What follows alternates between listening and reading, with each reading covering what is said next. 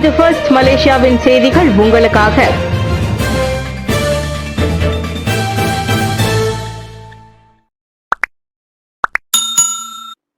கிளானில் cable திருடும் முயற்சி தோல்வி, ஆடவர் கைது. கிளான் கம்போங் ராஜா ஊடாவில் ரயில் தண்டவாளத்தில் கேபிள் திருட முயன்ற ஒருவரை போலீஸ் கைது செய்துள்ளது. நேற்று மாலை 6:45 மணியளவில் சந்தேகத்திற்கு இடமான முறையில் நடனமாடிய அந்த ஆடவர் ரோந்து பணியில் இருந்த KTMB உதவி போலீசாரின் கண்களில் பட்டார். நேற்று மாலை 6:45 மணியளவில் சந்தேகத்திற்கு இடமான முறையில் நடமாடிய அந்த ஆடவர் ரோந்து பணியில் இருந்த KTMB உதவி தலைவரின் கண்களில் பட்டார். அவரை நெருங்கிய போது அந்நபர் தப்பிச் செல்ல முயன்றார். ஆனால் போலீசார் விரைந்து செயல்பட்டு அவரை கைது செய்தனர். சோதனையில் கேபிள் வெட்ட பயன்படுத்தப்பட்டதாக சந்தேகிக்கப்படும் பாராங்கத்தி மற்றும் கத்தரிக்கோல் போன்ற கருவிகள் அவரிடம் இருந்து பறிமுதல் செய்யப்பட்டன. அவரின் அடையாள ஆவணங்கள் எதுவும் இல்லை. பின்னர் மேல் விசாரணைக்காக அந்நபர் போலீசில் ஒப்படைக்கப்பட்டார். அரசு மன்னிப்பு கோரி நஜீப் புதிய மனு தாக்கல் செய்யவில்லை. ஷாஃபியின் விளக்கம். அரசு மன்னிப்பு கோரி முன்னாள் பிரதமர் டத்தோஸ்ரீ நஜீப் துன் ரசாக் புதிய மனுவை தாக்கல் செய்ததாக கூறப்படுவதை அவரது வழக்கறிஞர் தான் ஸ்ரீ முகமது ஷாஃபி அப்துல்லா மறுத்துள்ளார். ரமலான் மாதத்தில் அம்மனு தாக்கல் செய்யப்பட்டதாக வதந்திகள் பரவிய நிலையில் எந்த புதிய மனுவும் தாக்கல் செய்யப்படவில்லை என்றார் அவர். அப்படி ஏதாவது தாக்கல் செய்யப்பட்டிருந்தால் அந்த செய்தி தெரிந்த முதல் ஆளாக தாம் தான் இருந்திருப்பேன் என அவர் கூறினார். நஜீப் தற்போது SRC இன்டர்நேஷனல் ஊழல் வழக்கில் 6 ஆண்டுகள் சிறை தண்டனையை காஜாங்கில் அனுபவித்து வருகிறார். இந்நிலையில் எஞ்சிய தண்டனை காலத்தை வீட்டு காவலில் கழிக்க அவர் கோரிய மனுவை கடந்த டிசம்பரில் உயர்நீதிமன்றம் நிராகரித்தது. அதன்பின் 1MDB வழக்கில் 25 ஊழல் குற்றச்சாட்டுகளிலும் குற்றவாளி என நஜீப் தீர்ப்பளிக்கப்பட்டார். இவ்விரு வழக்குகளிலும் நஜீப் மேல்முறையீடு செய்துள்ளார்.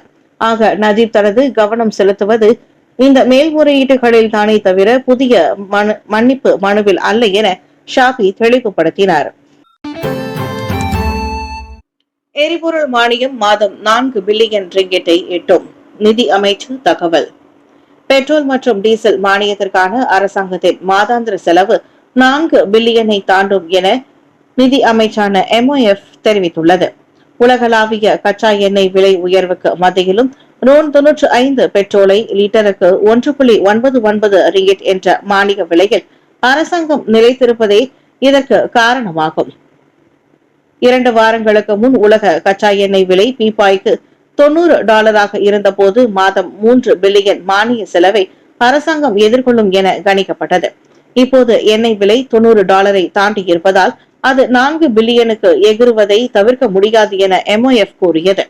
மத்திய கிழக்கில் நிலவும் பதற்றமும் உலக சந்தையில் எண்ணெய் விலை உயர காரணமாகும். இதையடுத்து அரசின் செலவு சுமையை குறைப்பதற்காக புடி 95 மானிய திட்டத்தின் கீழ் வழங்கப்படும் RON 95 எரிபொருளுக்கான மாத வரம்பு ஏப்ரல் 1 முதல் 300 லிட்டரிலிருந்து 200 லிட்டராக மறுசீரமைக்கப்படுவதாக பிரதமர் நேற்று அறிவித்தார். இருப்பினும் RON 95 பெட்ரோலின் மானிய விலை லிட்டருக்கு 1.99 ரிங்கிட்டாகவே தொடரும் எனவும் தகுதி பெற்றவர்களுக்கு டீசல் விலையும் நிலைத்திருக்கும் எனவும் டத்தோஸ்ரீ அன்வார் இப்ராஹிம் தெரிவித்தார். ஏப்ரல் 2 முதல் கெந்திங் சாலை கட்டண சோதனை. இப்போதைக்கு கட்டணம் இல்லை. ஜாலான் கெந்திங் ஹைலைன்ஸ் புதிய சாலை கட்டண முறை சோதனை ஏப்ரல் 2ஆம் தேதி தொடங்குகிறது. இச்சோதனை கெந்திங் செம்பா மற்றும் கோத்தாங் ஜெயா உள்ளிட்ட முக்கிய நுழைவு பாதையில் நடைபெறும். இந்த காலகட்டத்தில் எந்த கட்டணமும் வசூலிக்கப்படாது. ஆனால் அனைத்து வாகன ஓட்டிகளும் டச் அண்ட் கோ டெபிட் அல்லது கடன் பற்று அட்டைகளை டாப் செய்ய வேண்டும் என ஜாலான் கெந்திங் ஹைலைன்ஸ் சாலையின் பராமரிப்பு நிறுவனமான லிங்கரான் செகாப் செயின்ட்ரியான் ரெகத் அல்லது LCSB கூறியது. புதிய முறை சரியாக செயல்படுகிறதா என்பதை பரிசோதித்து போக்குவரத்து ஓட்டத்தை மேம்படுத்துவதே இந்த சோதனையின் நோக்கமாகும். முழுமையான ஆலோசனை முழுமையான அமலாக்கம் காணும் போது இந்த முறை முழுக்க ரொக்கம் இல்லாமல் இருக்கும் என்றும் ஒரு முறை மட்டுமே குடிநுழைவு கட்டணம் விதிக்கப்படும் என்றும் தெரிவிக்கப்பட்டுள்ளது. பாரிஸ், கெடா மற்றும் பேராக்கில் வெப்ப அலை. பாரிஸ் முழுமையும் வெப்ப அலை பாதிப்பு இருந்தாலும் கெடா மற்றும் பேராக்கின் சில பகுதிகளில் வெப்ப அலைகள் இருப்பதாக வானிலை ஆய்வு மையம் தெரிவித்துள்ளது. பேராக்கில் உள்ள ஹுலு பேராக் மாவட்டத்துடன் கெடாவில் கோத்தஸ்டார், பாலிங், சிக், போகோக் சேனா மற்றும் பெண்டாங் மாவட்டங்களுக்கு வெப்ப அலையின் பாதிப்புக்கு உள்ளாகி இருப்பதாக தெரிவிக்கப்பட்டுள்ளது. தீபகற்பத்தில் உள்ள மற்ற 14 பகுதிகள் வெப்ப அலையின் முதலாவது தாக்கத்தை எதிர்நோக்கி இருப்பதாக எச்சரிக்கை விடுக்கப்பட்டுள்ளது. கெடாவில் லங்காவி, பாடாங் தெராப், குபுங் பாசு, கூலிம், குவாலமுடா மற்றும் பந்தர்பாரு ஆகிய இடங்களும், பேராவில் செலாமா, குவாலா கங்சார், கிந்தா மற்றும் பேராக் தெங்கா, பஹாங்கில் ஜராந்துத் மற்றும் ஜொஹூரில் செகமாற்றிலும் வெப்பநிலை பாதிப்பை எதிர்நோக்கி உள்ளதாக தெரிவிக்கப்பட்டுள்ளது.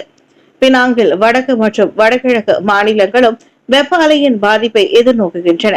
தொடர்ந்து 3 நாட்களுக்கு 37 முதல் 40 டிகிரி செல்சியஸ் வரையிலான தினசரி வெப்பநிலை நீடிப்பதாக வெப்ப அலைகள் வானிலைத்துறை வரையறுக்கின்றன.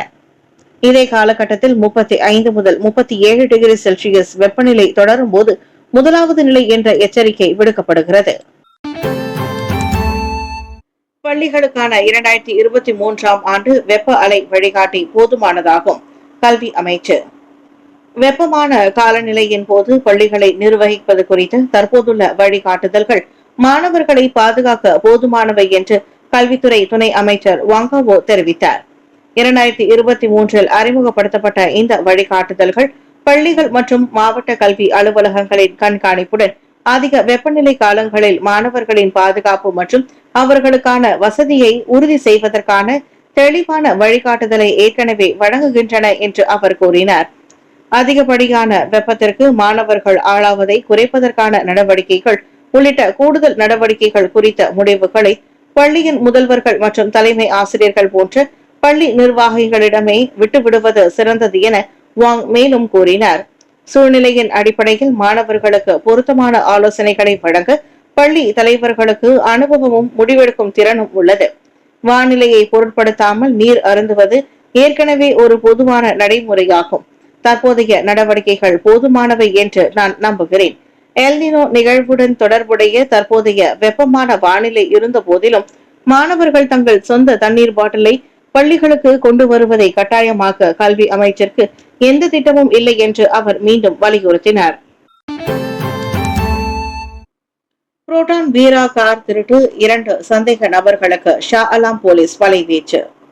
ஸ்லாங்கோ ஷா அலாமில் கார் திருட்டு சம்பவம் தொடர்பாக 2 சந்தேக நபர்களை போலீசார் தேடி வருகின்றனர். மார்ச் 21ஆம் தேதி 20 வயது இளைஞர் ஒருவர் தனது புரோட்டான் வீரா காரை செக்ஷன் 33 பகுதியில் நிறுத்திவிட்டு சொந்த ஊரான கிளந்தான் சென்றார். மார்ச் 24ஆம் தேதி திரும்பிய போது கார் காணாமல் போன போதுதான் அவர் கண்டு அதிர்ந்து போனார். சிசிடிவி காட்சியில் 2 பேர் வேறு வாகனத்தில் வந்து அந்த புரோட்டான் வீரா காரை களவாடி சென்றது பதிவாகியுள்ளது. இந்நிலையில் அச்சம்பவம் குறித்து தகவல் தெரிந்தோர் ஷா அலாம் போலீஸ் தலைமையகத்தை தொடர்பு கொள்ளுமாறு கேட்டுக் கொள்ளப்படுகின்றனர். இந்த கார் திருட்டு குற்றம் நிரூபிக்கப்பட்டால் 7 ஆண்டுகள் சிறை அபராதம் அல்லது இரண்டுமே விதிக்கப்படலாம். டிஜிட்டல் ஆகும் எல்லை சோதனை மார்ச் 31 முதல் NIISE முறை அமல். ஒருங்கிணைந்த தேசிய குடிநுழைவு முறையான NIISE நாடு முழுவதும் உள்ள விமானம், தரை மற்றும் கடல் நுழைவாயில்களில் மார்ச் 31 முதல் கட்டமாக அமலுக்கு வருகிறது. கடந்த ஆண்டு செப்டம்பர் முதல் இவ்வாண்டு பிப்ரவரி பரிச்சார்த்த முறையில் அது அமலாக்கம் கண்டது. இதில் கிடைத்த வெற்றியின் அடிப்படையில் தற்போது இச்செயலி முழு அமலாக்கத்திற்கு வருவதாக உள்துறை அமைச்சான KDM கூறியது. முதல் கட்டமாக ஜொஹூர், செனாய் அனைத்துலக விமான நிலையத்திலும் பின்னர் தரை மற்றும் கடல் சோதனை சாவடிகளுக்கும் இது விரிவுபடுத்தப்படும். மை NIISE செயலி ஏற்கனவே 1.7 மில்லியன் பதிவிறக்கங்களையும் சுமார் 9 லட்சம் பதிவு செய்யப்பட்ட பயனர்களையும் பெற்றுள்ளது.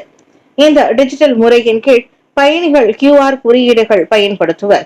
தவிர கேட் வசதிகளும் குடிநுழைவு பரிசோதனையை வேகமாக்கும் என KDN கூறியது. எனவே பயணிகள் தங்கள் பயணம் சீராக இருக்க மை NIISE செயலியை முன்கூட்டியே பதிவிறக்கம் செய்து பதிவு செய்யுமாறு அறிவுறுத்தப்படுகிறார்கள். பத்துமலை புலாவ் செபாங் ரயில் சேவை மீண்டும் வழக்கத்திற்கு திரும்பியது. பத்துமலை முதல் புலாங் செபாங் வரையிலான ETS மற்றும் KTM கம்யூட்டர் ரயில் சேவைகள் மீண்டும் வழக்க நிலைக்கு திரும்பியுள்ளன. KTMB நிறுவனம் அதனை உறுதிப்படுத்தியது. இதற்கு முன் ஏற்பட்ட சேவை தடையானது பத்தாங் பெனார் மற்றும் லாபு நிலையங்களுக்கு இடையில் மேல்தள மின்கம்பி சேதமடைந்தால் ஏற்பட்டது. அவற்றை புதுப்பிக்கும் பணிகள் நேற்று அதிகாலை நிறைவடைந்ததாக KTMB கூறியது. இந்த சேவை தடையின் போது பயணிகளின் பாதுகாப்பையும் வசதியையும் உறுதி செய்ய மாற்று பேருந்து சேவைகள் மற்றும் உதவி பணியாளர்கள் ஏற்பாடு செய்யப்பட்டிருந்தனர். இதனால் பாதிக்கப்பட்ட அனைத்து பயணிகளும் தங்களது இலக்கை பாதுகாப்பாக சென்றடைந்தனர். தற்போது அனைத்து சேவைகளும் இயல்பு நிலைக்கு திரும்பி வழக்கம் போல் செயல்பட்டு வருகின்றன. 2028 ஒலிம்பிக்கில் திருநங்கைகள் பங்கேற்க தடை, IOC அதிரடி. 2028 லாஸ் ஏஞ்சல்ஸ் ஒலிம்பிக் போட்டியில் திருநங்கை விளையாட்டாளர்கள் பங்கேற்க அனுமதி இல்லை. அனைத்துலக ஒலிம்பிக் மன்றமான IOC இந்த அதிரடி முடிவை அறிவித்துள்ளது. 1996க்கும் பிறகு மீண்டும் பாலின சோதனையையும் அது அறிமுகம் செய்துள்ளது. இந்த SRY மரபணு சோதனை மூலம் விளையாட்டாளர்களின் தகுதி நிரூபிக்கப்படும். இதனால் DSD எனப்படும் பிறப்புறுப்பு வளர்ச்சி குறைபாடுகள் கொண்ட சில விளையாட்டாளர்களுக்கு போட்டியிலிருந்து விலக்கப்படலாம். ஆணாக பிறந்து பின்னர் பாலினம் மாறிய ஒருவரை பெண்கள் பிரிவில் பங்கேற்க அனுமதிப்பது நியாயமாக இருக்காது. காரணம், சிறிய உயிரியல் வேறுபாடுகள் கூட போட்டியில் வெற்றி தோல்வியை நிர்மாணிக்கலாம். அதோடு குறிப்பிட்ட சில போட்டிகளில் பெண்களின் பாதுகாப்புக்கே அச்சுறுத்தலாக அமைந்துவிடும் என்பதால் இம்முடிவு அவசியமானதாக IOC தலைவர் கிறிஸ்டி கன்வர்டி தெரிவித்தார். இம்முடிவை உலக விளையாட்டு அமைப்புகள் வரவேற்றுள்ளன. என்றாலும் அனைத்துலக அளவில் நியாயமான போட்டி என்ற பெயரில் எடுக்கப்பட்ட இம்முடிவு மனித உரிமை விவாதங்களை தீவிரப்படுத்தும் என எதிர்பார்க்கப்படுகிறது. மாற்றுத்திறனாளியிடம் பாலியல் வன்கொடுமை, ஆடவருக்கு 10 ஆண்டுகள் சிறை, 5 பெரும்படி. மாற்றுத்திறனாளி பெண்ணை பாலியல் வன்கொடுமை செய்த குற்றத்தை ஒப்புக்கொண்ட பாதுகாவலர் ஒருவருக்கு இன்று ஜொஹூர் பாரு செஷன்ஸ் நீதிமன்றம் 10 ஆண்டுகள் சிறை தண்டனையும் 5 பெரும்படிகளும் விதித்து தீர்ப்பளித்தது. R சிவனேசனுக்கு அந்த தண்டனையை விதித்த நீதிபதி மதினா ஜைனோல் சிறை காலம் முழுவதும் மனநல ஆலோசனை பெறவும் தண்டனை காலம் முடிந்த பின்னரும் போலீசாரின் கண்காணிப்பில் இருக்கும்படியும் உத்தரவிட்டார்.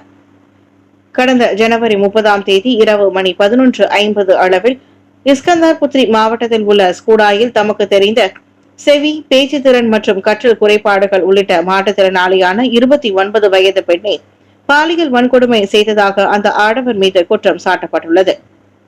குற்றம் நிரூபிக்கப்பட்டால் 10 ஆண்டுகளுக்கு குறையாத மற்றும் 30 ஆண்டுகளுக்கு மேற்போகாத சிறை தண்டனை மற்றும் பிறம்படியும் விதிக்க வகை செய்யும் குற்றவியல் சட்டம் செக்ஷன் 376(2) கீழ் இவ்வழக்கு விசாரிக்கப்படுகிறது.